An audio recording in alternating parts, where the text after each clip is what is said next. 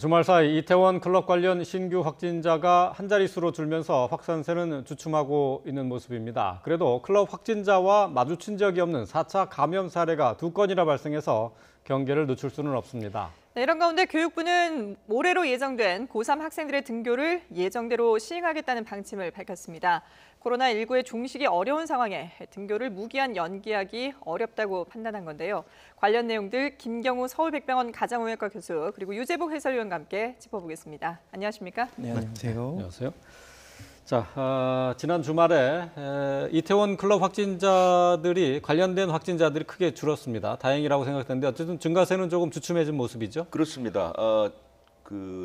지금 5월 2일에 이태원을 다녀간 용인 환자를 시작으로 해서 5월 8일부터 사나흘 정도는 신규 확진자 수가 꽤 많았습니다. 네. 두 자릿수였는데 어느 정도 잠복기가 끝나가면서 확진자 수가 줄고 있습니다. 네. 그리고 2, 3, 4차 감염이 보고는 되고 있지만 그 숫자가 생각보다는 우려했던 것보다는 훨씬 적게 발생하고 있고요. 특히 토요일, 일요일은 사실 3, 4차 감염이라고 부를 만한 것도 발생하지 않았기 때문에 네. 어느 정도 통제 가능한 범위 안에 들어간 것이 아닌가 이렇게 생각이 되고 있고요. 다음에 이제 1차 감염에 이어서 2차 감염의 숫자는 계속 늘고 있습니다. 네. 그 확진자의 수를 비교해 보면 그래서 1차 감염, 이태원을 중심으로 한 1차 감염은 어느 정도 이제 마무리가 된 것 같고요. 예. 이번 주부터는 2, 3, 4차 감염의 추이를 좀 지켜봐야 될 것 같습니다. 네. 그러니까 지금 보면은 클럽을 방문한 사람은 지금 자막에도 나오고 있습니다만 89명 정도 되는데 접촉으로 인해서 확진되는 사람들의 수도 만만치 않게 늘고 있는 거죠. 그렇습니다. 이제 비율이 점점 높아지고 예. 있고요. 지금까지 보면 이태원 클럽을 방문해서 확진받은 사람이 89명이에요. 네. 그다음에 이제 접촉이라는 것은 2, 3, 4차 감염을 얘기하는 거예요. 네. 79명이니까 거의 절반까지 예, 예. 와 그렇죠. 있고요. 발생 추세는 더 완연하게 2, 3, 4차 그러니까 접촉에 의한 감염이 늘어나고 있는 추세고요. 클럽을 방문해서 확진 판정을 받은 사람은 거의 늘지 않고 있는 그런 모습입니다. 네. 네. 근데 이 접촉 79명 가운데 지금 4차 감염자가 나왔어요. 4차 감염자가 정확하게 어떤 개념이죠? 4차 감염이라는 것은 처음에 환자가 어느 지역에 가서 첫 번째 초발 환자가 있고요. 그 환자를 통해서 누군가가 감염되고 또 누군가가 감염되고 마지막으로 감염된. 네. 쉽게 얘기하면 얼마 전에 있었던 천안의 줌바 댄스 아실 텐데요. 네. 이 4차 감염까지 이제 옮아간 그런 사건이었는데 그때 보면 줌바 댄스 강습, 그러니까 워크숍에서 감염이 돼서 그 사람이 세종, 천안 이런 곳을 돌아다니면서 자신의 수강생에게 감염을 시키고 이 수강생이 자신의 가족에게 감염시켰는데 그 가족의 직장 동료가 감염이 됐다 하면 4차 감염까지 예, 이루어진 것을 예. 보는 거거든요. 이번에도 마찬가지로 서울구치소 교도관이 예. 이제 4차 감염에 해당이 되는 것이죠. 예. 그러니까 처음에 이태원 클럽을 갔다 와서 감염된 사람과 접촉한 사람이 2차 감염자가 되고 예. 이 사람이 노래방을 가게 되고 노래방에서 감염된 사람이 3차 감염인데 그 사람의 친구가 결혼식에 같이 간 친구가 서울구치소 교도관입니다. 그래서 네, 4차 감염이 이루어진 것이고요. 또 하나는 이제 홍대 노래방도 마찬가지로 네 단계를 거쳐서 감염이 됐는데 이렇게 되면 이 사람들의 각각의 동선 그리고 각각의 접촉자를 다 분류해서 추적을 하고 검사를 해야 되기 때문에 예. 방역의 단계도 복잡해지고 또 추적하기도 그만큼 힘들어지는 그런 상황입니다. 예. 예. 자, 어쨌든 지금 4차 감염까지 보고가 되고 있습니다만은 전체적인 수를 봤을 때는 일단 방역 당국은 대구 신천지 사태처럼 폭발적인 감염은 아니다라고 분석을 하고 있습니다. 직접 한번 들어보시죠. 2차적인 그런 접촉자분들도 굉장히 많은 그런 접촉자들이 파악이 돼서 현재 모니터링 자가격리가 진행 중이어서 아직은 추가적인 발병에 대한 그런 상황을 지켜봐야 되는 그런 상황입니다. 다만 신천지 교회 같이 그렇게 아주 폭발적인 그런 대규모의 유행으로 번지지는 않았다는 정도 말씀을 드리고 높은 전염력과 빠른 전파 속도가 이 코로나19의 특징이기 때문에 밀폐되고 밀집된 그런 시설에 노출됐을 때는 얼마든지 유사한 상황들, 이런 소규모의 그런 유행들은 계속 발생할 수 있을 거라고 보고 있습니다. 네, 이 이태원 클럽 사태가 처음에 일어났을 때만 해도 이것이 대구의 그 제2의 신천지 사태가 되는 것이 아니냐 상당히 우려가 많았었는데 지금 방역 당국에서도 일단 그만큼의 폭발적인 감염은 일어나지 않았다 이렇게 보고 있거든요. 교수님께서는 지금 상황을 어떻게 분석하고 계세요? 네, 지금 보고되는 신규 확진자 수는 신규 감염자 수를 뜻하지는 않습니다. 이제 못 찾아낸 감염자가 충분히 있을 가능성이 있고요. 예. 우리가 처음에 우려했던 어떤 뭐 수면방이라든지 아니면 노래방에 갔는데 다른 접촉자들은 안 걸렸을까 좀 의문이 드는데요. 물론 이제 있었지만 신분 공개 때문에 그냥 밀접 접촉자로 분류돼서 공개가 안 된 가능성도 있겠지만 아직도 우리가 못 찾아낸 감염자가 충분히 있을 수 있다는 거고요. 네. 그 신천지 대구교회 모임 때는 이제 명단이 있었기 때문에 네. 뭐 좀 논란이 있었지만 그래도 그 교인 중심으로 이제 집중적인 검사가 일어나서 검사 건수에 대해서 많은 검사 건수에 대해서 많은 확진자가 나왔던 적이 있었고요. 네. 이번 이태원 클럽발 사건 중에 이제 4차 감염까지 생겼는데 관악 46에서 구치소 교도관까지 감염되는 시간이 불과 한 열흘 정도밖에 안 걸렸거든요. 예. 열흘 사이에 4차 전파 속도도 빠르고 또 접촉자도 많고 역학조사가 늦어지면서 또 이제 추가적으로 2차, 3차 접촉자들을 빨리 격리하지 못한 부분도 있기 때문에 우리가 이제 격리가 좀 늦었던 접촉자들이 그쪽에서 이제 어느 정도 지역사회에서 감염을 일으키는지 좀 우려가 되는 상황이고 지금 우리 못 찾아낸 조용한 전파자가 이제 어느 증폭 집단, 증폭 환경을 만나면 또 다시 대규모 폭발적인 감염이 있을 수가 있는데 그것이 이제 어떻게 될 것이냐. 특히 이제 학교가 개학을 하는 것이 어떤 증폭 환경이 될 건지 아니면 인천의 교회 2사례처럼 충분한 방역을 철저히 해서 감염자가 있었음에도 불구하고 감염이 안 일어난 것처럼 교회 같은 사례가 남을지는 좀 지켜봐야 할 것 같습니다. 네. 그러니까 아직까지는 이태원 클럽발 이 확산세가 어느 정도까지 미쳤는지를 판단하기는 좀 이르다 이렇게 보시는 거네요. 맞습니다. 아직 충분한 데이터로 분석하기에는 좀 아직 이른 시기입니다. 예. 자, 그런데 말이죠. 지금 이태원 클럽에서 이제 확진된 사람들 가운데 이제 뭐 2차 감염도 있고 3차 감염도 있습니다만 이 사람들 가운데 교회 가서 예배를 본 사람도 있었고요. 또 그리고 콜센터 직원인 경우도 있었습니다. 그런데 이 그 직장이나 뭐 교회를 통해서 추가 확진자는 나오지 않았거든요. 과거와는 조금 양상이 좀 다르지 않습니까? 네, 맞습니다. 그래서 지금 아직 감염 초기이기 때문에 음성이 나와서 14일을 기다려봐야 되는가 싶기도 하지만 그래도 그 간격이 한 3, 4일 정도 있었기 때문에 어느 정도 충분히 양성자가 나올 수 있는 상황인데 현재까지 음성이라는 거는 방역 효과가 있었다고 좀 생각이 되고요. 네. 예. 처음에 이태원발 사건이 터지면서 다시 강력한 사회적 거리두기로 돌아가야 되지 않나 이렇게 생각을 했었는데 이제 작은 방역 생활 수칙이라고 하더라도 그 공동체가 다 같이 잘 지키시고 예. 또 서로 잘 지키도록 이렇게 개개인이 참여하시면서 성공적으로 공동체 방역에 성공한 사례로 평가할 수 있겠습니다. 예. 이렇게 이제 뭐 방역을 잘하면 충분히 막을 수 있다라는 그런 뭐 자신감은 가질 수 있겠지만 그래도 이 4차 감염 사례가 2건이긴 하지만 그래도 보고가 됐다는 것 자체에 대해서 상당히 좀 우려하는 분들도 계시거든요. 예, 맞습니다. 1차 감염자로부터 이제 2차 접촉자를 찾는데 물론 조금 시간이 걸릴 수가 있고 또 2차 접촉자를 빨리 격리해서 그분들이 3차 접촉을 일어나지 않게 뭐 좀 늦었더라도 3차 접촉자까지는 그래도 최소한 격리를 해야지 예. 충분한 방역 효과가 있는데 이제 4차까지 갔던 것은 이제 2차에서 3차 또 3차에서 4차로 전파되는 과정에서 우리가 방역 금은말 접촉자를 차단하고 격리하는데 또 이제 놓칠 수 있는 접촉자들이 충분히 있을 거거든요. 네. 특히 그분들이 다중이 모이는 식당에 노출됐었다든지 그래서 우리가 알지 못하는 전파가 3차, 4차로 가면서 충분히 일어날 수 있었다라는 것을 좀 의미할 수 있겠습니다. 네. 이 4차 감염 사례 가운데 이제 노래방에서 감염된 두 사람이 있는데요. 근데 이 두 사람이 서로 같은 공간에 있지 않았는데도 따로따로 감염이 됐어요. 이 원인을 어떻게 봐야 됩니까? 네, 아마 그 도봉 10번 환자, 도봉 12, 13번 환자, 그 가왕 노래방, 코인 네. 노래방 사건을 말씀하시는 것 같은데 그때 보니까 그 노래방 이용 시간이 5월 7일 저녁 9시 36분, 37분 거의 같은 시간에 네. 입장을 했더라고요. 예, 그런 예. 걸 봐서는 아마 이제 입장하는 과정에서 뭐 이렇게 대기한다든지 그런 과정에서 또 누가 말을 할 때 또 비말이 나가니까 밖의 공간, 공동 공간에서 또 비말을 통해서 충분히 노출 가능성도 됐을 가능성도 있을 것 같고요. 그다음에 거기 어떤 뭐 공동으로 사용하는 어떤 화장실이라든지 실내 시설, 손잡이 이런 것들을 이제 비슷한 시간대에 이용했기 때문에 네. 아마 이제 그런 것을 통한 감염이 충분히 있을 것 같고요.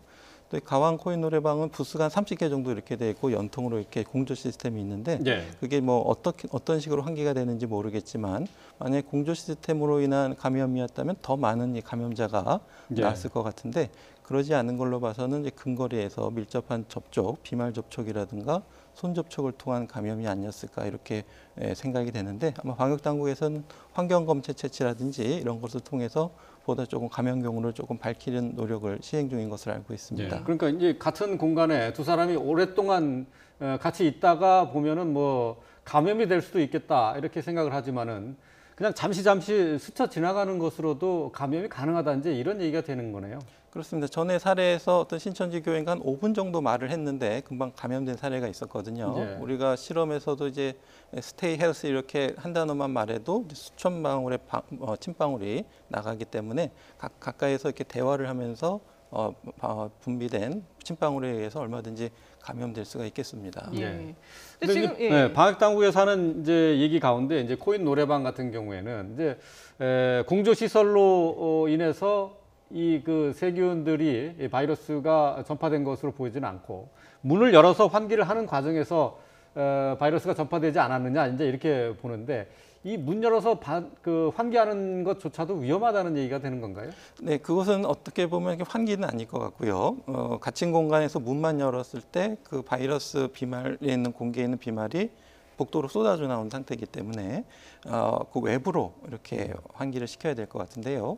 그래서 병원에서 이제 음압 격리실 같은 경우에는 필터를 통해서 외부로 이렇게 음압을 방에다 걸기 때문에 문을 열어도 그 환자가 입원했던 공기에 있는 비말이 복도로 나오지 않게 예. 이렇게 좀 환기가 되어 있고 또 반대로 수술실은 양압 수술실을 해서 밖에 있는 오염된 공기가 수술실로 들어오지 않게 네. 바람 방향이 밖으로 되어 있거든요. 그래서 이거 거꾸로군요. 그건. 그렇습니다. 예. 네네. 그래서 이런 그 압력과 바람 환기의 방향이 어떤 비말 감염의 차단에 굉장히 중요한 역할을 하기 때문에 네. 이것은 앞으로 이제 아직 학교에서 에어컨을 어떻게 쓸까도 좀 아직 결정이 안 된 것 같은데 좀 충분한 비말 비행 시험을 해가지고 어떤 식으로 공조 시스템이라든가 아니면 바람 방향을 할지 특히 이제 지하에 이렇게 환기가 안 되어 있는 밀폐되어 있는 노래방 그리고 문을 열어도 계속 통해져 있는 예. 그런 데는 아무래도 특히 이제 노래할 때 많은 비말이 폭발적으로 나오기 때문에 그렇죠. 이제 감염 위험이 높은 환경이라고 할 수 있겠습니다. 근데 그게 현실적으로 봤을 때 지금 보면 생활 속 거리두기가 이제 시행이 되고 있기 때문에 이 노래방을 영업하지 말라고 막을 수도 없잖아요. 그러면은 교회 같은 경우에는 뭐 거리두기라든지 뭐 또 이런 방역 수칙들이 나름 제시가 되어 있는 상황인데 노래방의 경우에는 그럼 어떻게 해야 되는 겁니까? 네, 참 어려운 부분입니다. 예. 노래방 그 생활방역 세부 지침에도 보면은 2m 이상 거리두기가 되어 있는데 이제 노래방 대부분 영세하기 때문에 방 크기도 작고 그렇죠. 또 마스크를 착용하라고 되어 있지만 이제 마스크를 착용하고 노래를 하는 것이 모르겠으면 뭐 그런 프로그램도 있습니다. 복면을 쓰고 노래하는 프로그램도 네네. 있습니다만은 네. 좀 뭔가 좀 다른 획기적인 그런 고안이 되어 있지 않으면은 그 바이러스 노출을 피할 수 없는 환경이기 때문에 지금 형태로의 노래방은 좀 운영이 어렵지 않을까 싶은데 모르겠습니다. 이제 어떤 좀 새로운 장비들이 좀 개발이 돼서 또 비말이 전파되지 않도록 어떤 충분한 가림막이라든가 아니면 뭐 마이크 시설이라든지 이런 걸 하지 않는 이상 현재 노래방 구조는 비말 감염 위험이 매우 높게 되겠고 특히 이제 학생들이 이제 등하굣길에 그런 코인 노래방 같은 게 있다면은 네. 학생들은 학교와 집만 가고 그런 다중이용 시설에 이용하지 않도록 강력하게 학생들에게 교육하는 것이 좋겠습니다.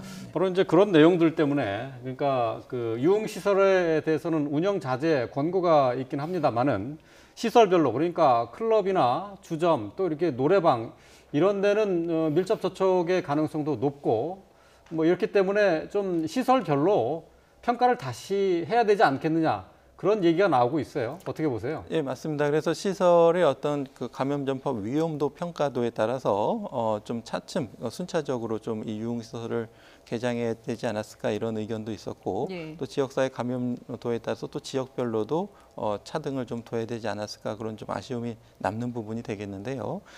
일단은 저희가 이제 생활방역지침 그 충분히 효과적이고 또 현장에서 실현 가능한 이런 지침들이 나오지 않는 한 이러한 그 감염 위험 전파 시설은 그 개장하는 것을 조금 좀 뒤로 미뤄야 할 것 같습니다. 예. 그렇군요.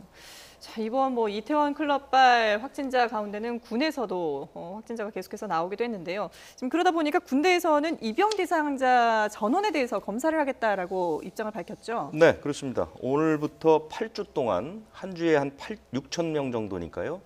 한 5만 명가량의 검사를 받게 됩니다. 네. 취약검사법이라는 거를 활용하게 되죠. 그러니까 네.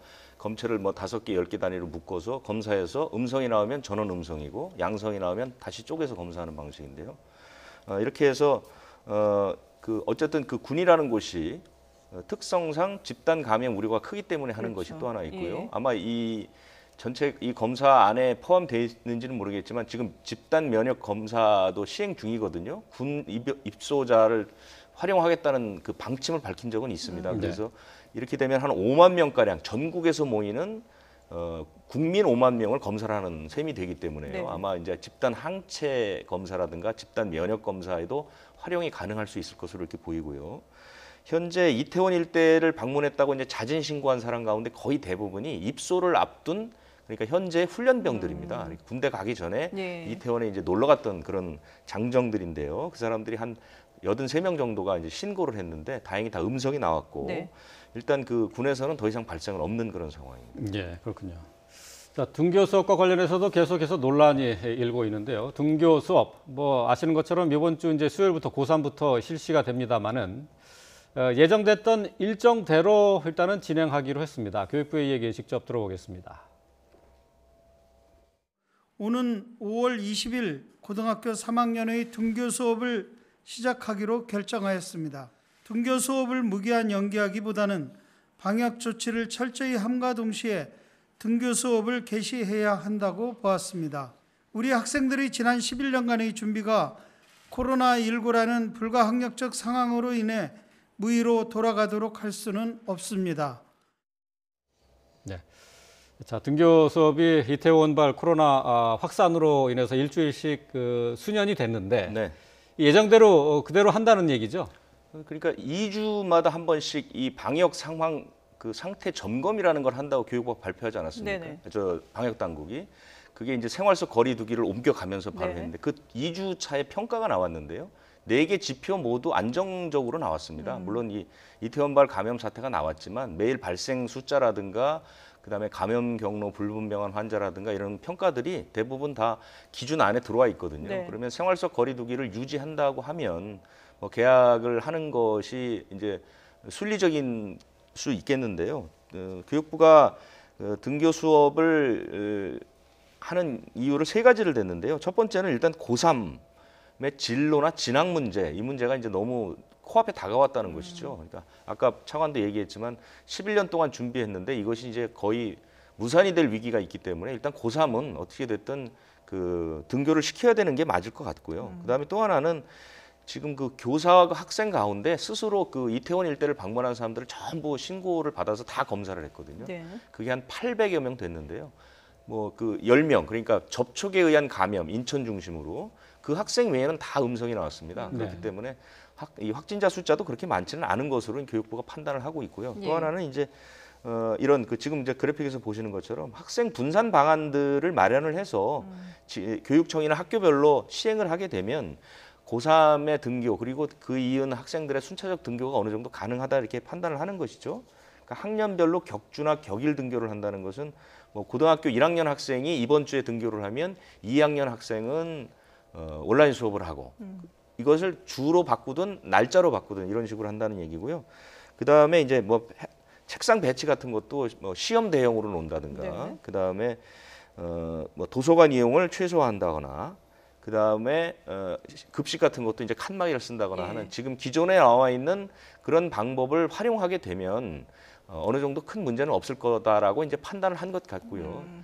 물론 이제 고3의 등교를 일주일 동안 보고 이제 판단을 해야 되겠지만 큰 무리가 없다면 네. 순차적인 등교 수업은 이루어질 것으로 지금 상황에서 보입니다. 근데 온라인 계약도 사실 처음 시행할 때는 여러 가지 우려도 많았고 네. 그리고 또 뭐 문제도 발생하기도 했었는데 이런 뭐 분반 수업이라든지 아니면 격일제, 격주 수업 이런 부분에 대해서에 대한 우려는 없습니까? 당연히 있죠. 예. 뭐 온라인 수업도 사실 지금 그 여론 조사를 해 보면 가장 최근에 한 것이 이제 초등학생이라든가 이런 그 저학년 학생들을 대상으로 조사를 해봤는데요. 등교 수업을 해야 하는 이유 중에 첫 번째가 온라인 수업이 불충분하다라고 느껴집니다. 네. 그러니까 아무래도 대면 수업보다는 효율이라든가 여러 면에서 떨어질 수밖에 없거든요. 예. 그렇기 때문에 온라인 수업이 지금 유지는 되고 있지만 뭐 성공적으로 모든 사람들의 불만을 잠재웠다고는 볼 수 없고요. 마찬가지로 지금 말씀하신 여러 가지의 방안들이 사실은 어쩔 수 없는 방안이라고 생각을 해야지 네. 그것이 무슨 차선의 방법은 아니거든요. 그렇기 네. 때문에 초기에는 많은 시행착오가 있을 것이고 또 어려움이 있을 겁니다. 우리 학교가 그렇게 넓은 공간이 있지 않은데 학생들을 그렇죠. 그렇게 넓게 벌려서 수업한다는 그런 것도 현실적으로 불가능하거든요. 네네.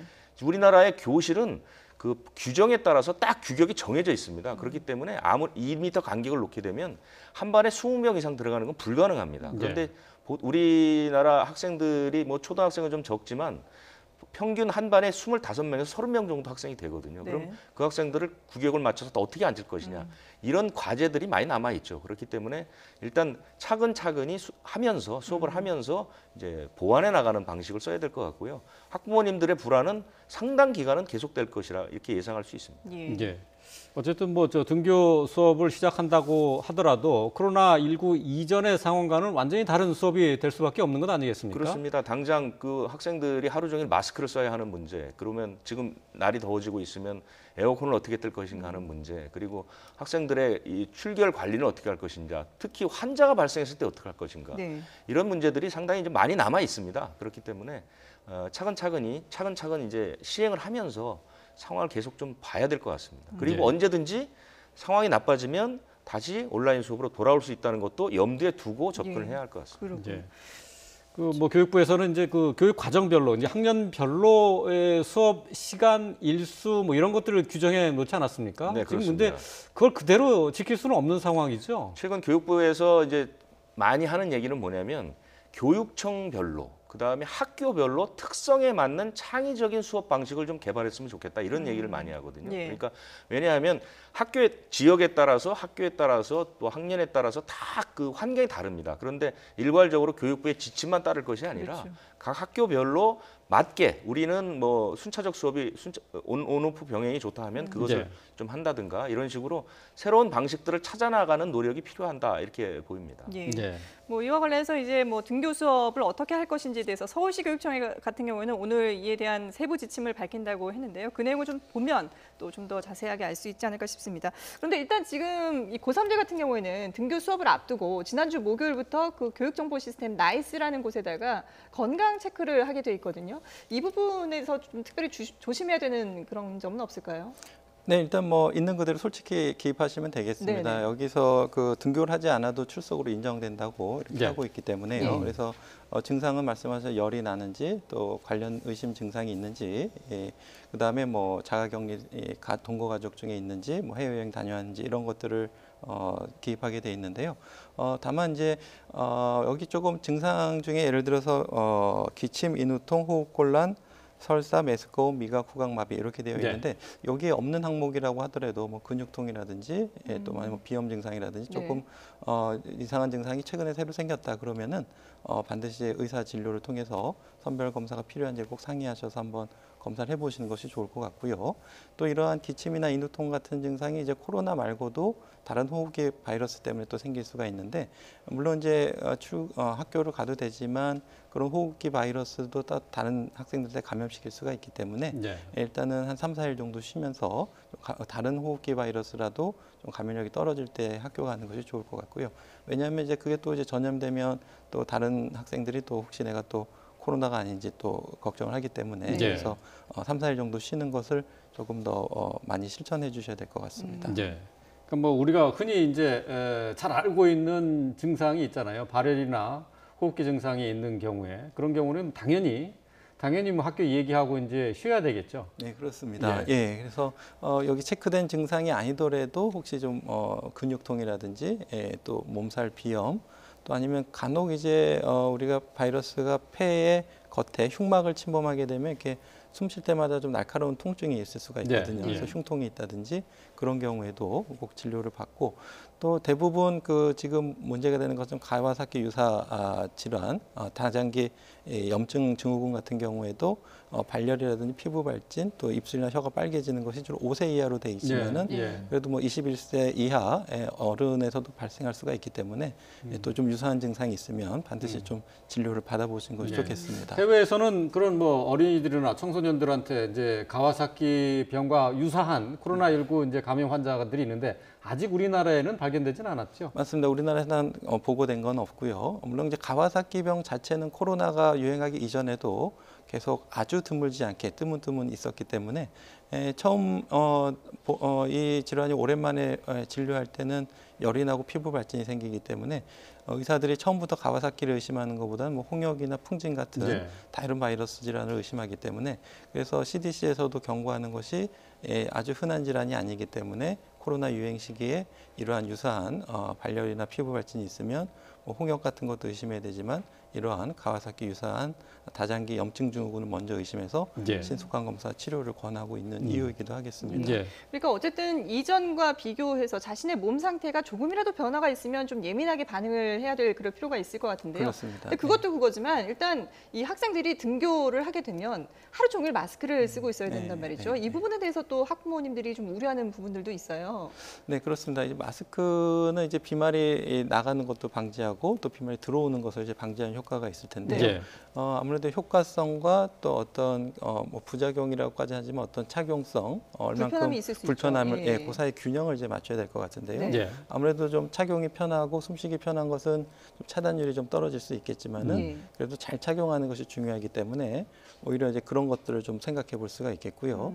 보통은 비말 감염이 내가 들어오는 걸 방어하는 것보다 내가 나가는 걸 이제 방어하는 효과가 더 크기 때문에 특히 이제 학교 선생님이 이제 수업을 하실 때 선생님 비말이 이제 학생들에게 어떻게 전파를 차단할 것인가가 좀 관건이 되겠고 또 학생들이 또 발표할 수도 있을 텐데 발표할 때도 좀 충분히 떨어진 좌석에서 그러니까 좌석에서 한다는 것보다 좀 지정된 좌석 앞에 나와서 좀 멀리 떨어진다든지 아니면 적절한 차단막이 있다든지 그런 상태에서 이제 말을 하거나 발표를 할 때 강의를 할 때 비말이 전파되지 않도록 이렇게 하는 것이 좋을 것 같고요.